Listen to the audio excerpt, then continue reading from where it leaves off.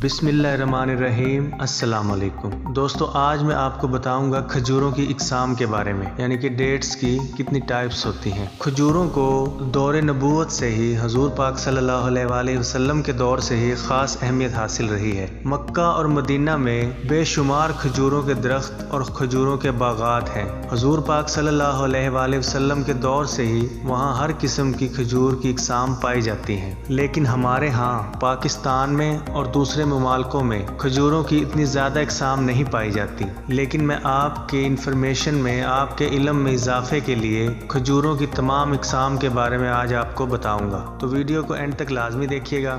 सबसे पहले मशहूर ज़माना और सबसे कीमती और सबसे ज़्यादा शिफा रखने वाली, जिसके बारे में हुजूर पाक सल्लल्लाहु अलैहि वसल्लम ने फरमाया कि जो सुबह के टाइम 7 अजवा खजूर खाएगा तो सारा दिन उस पर जहर का असर नहीं होगा, यानी कि किसी किस्म का जहर उस पर असर नहीं करेगा। सबसे पहले खजूर की जो किस्म आती है वो है अजवा। इसके अंदर गुठली नहीं होती, वो स्याह रंगत की होती है और तस्वीर में आपके सामने भी है। दूसरे नंबर पे आती है थोड़ी सी भूरे रंग की, ब्राउन कलर की सुकारी। दूसरे नंबर पर आती है सुकारी। तीसरे नंबर पर जिस खजूर की बारी आती है उसका नाम है सुकाई। इसकी रंगत और इसकी शक्ल सूरत आपके सामने है। चौथे नंबर पर जिस खजूर की बारी आती है उसका नाम है रबीहा, वो भी आपके सामने है। पांचवें नंबर पर जिस खजूर की बारी आती है उसका नाम है शीशी। छठे नंबर पर आती है मबरूम। सातवें नंबर पर जो खजूर आती है वो आपके सामने है, उसका नाम है अंबर। आठवें नंबर पर मेडजूल आपके सामने है। ये छुआरे नुमा शक्ल की है, लेकिन छुआरा सख्त होता है, ये थोड़ी सी नरम है। नौवें नंबर पर आती है सफावी और 10वें नंबर पर आती है शलाबी,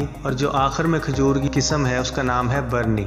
ये जितनी भी खजूरों की इकसाम है ये मक्का मदीना में पाई जाती हैं, और ये तकरीबन सभी इकसाम मदीना के शहर में, मदीना के खजूरों के बागात में आपको मिलेंगी। उम्मीद करता हूँ वीडियो आपको अच्छी लगी होगी। आप देख रहे थे हमारा मालूमाती चैनल इन्फो टीवी। वीडियो कैसी लगी हमें कमेंट सेक्शन में ज़रूर बताइएगा। वीडियो को लाइक और शेयर कीजिएगा और चैनल को सब्सक्राइब कीजिएगा। शुक्रिया।